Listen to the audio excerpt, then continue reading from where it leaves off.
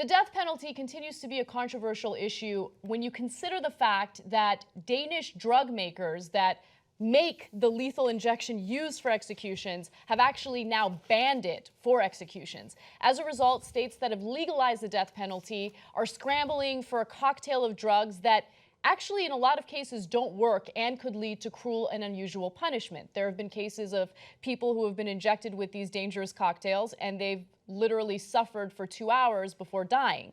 So as a result, Arizona is unveiling a new death penalty plan. They're allowing defense lawyers to provide the drugs necessary to execute their clients. Oh my God. It's bananas. It's bananas. So let me give you the details on it. Now, with drugs that can legally be used for lethal injections in short supply, the Arizona Department of Corrections' latest execution protocol states that attorneys for death row inmates are welcome to bring along their own. The Inmates Council or other third parties acting on behalf of the Inmates Council may provide the department with a sedative, pentobarbital, that's the main drug that's used, or an anesthetic, sodium pentothal, if they can obtain it from a certified or licensed pharmacist, pharmacy, compound pharmacy, manufacturer, or supplier. This is insane. First of all, if the state has a hard time obtaining the drugs that they want, what makes you think that a defense attorney or another third party would be able to obtain it? Secondly, this is unethical and unlawful, okay? So let me give you a statement from a legal expert. A prisoner or prisoner's lawyer simply cannot obtain these drugs legally or legally transfer them to the Department of Corrections. So it's hard to fathom what the Arizona Department was thinking in including this nonsensical provision as part of its execution protocol. You know, they're executing the guy, they're killing the guy. Yeah. It's like telling a defense lawyer, no, it's okay, you can bring the gun and shoot him in the head if you want. Right. No, it's okay. You were his defense lawyer, it didn't work out. If you want, you bring the rope and you strangle him to death yourself. That's okay. Are we not merciful? We're allowing that as well.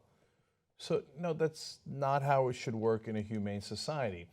You know that I was in favor of the death penalty until I found out that we were executing people that were innocent.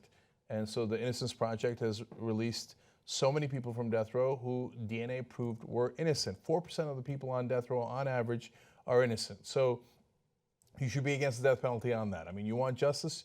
It isn't justice. It's gross, horrible injustice to kill the wrong person. Mm-hmm. Then on top of that, for not only for the right guys, but sometimes for the wrong guys, you're going to make them suffer for hours and hours as you inject the wrong drugs into them.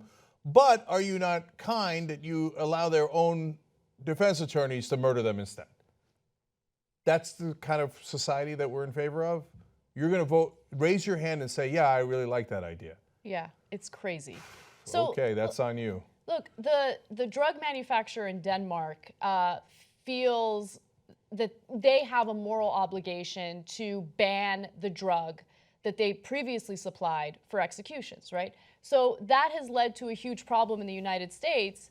And so it's just interesting because various states are coping with it in different ways, right? So in this case, they want to make it so a defense attorney can provide the drug, which is crazy. But then there are also crazy laws passed in other red states like Mississippi. Let's go to graphic 17. Mississippi's House of Representatives this month actually passed a bill which, should it become law, means that if lethal injections are unavailable or ruled unconstitutional, the state can use a gas chamber, a firing squad, or an electric chair.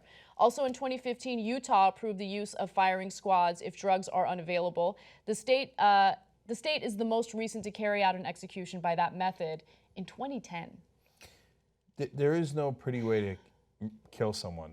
And so, look, I didn't agree with this back when I was in favor of the death penalty, but I've been more convinced lately that if you want to send the message to not kill people, doing it by killing them is very ironic and perhaps not the right way to go. By the way, why have I changed my position on that as well?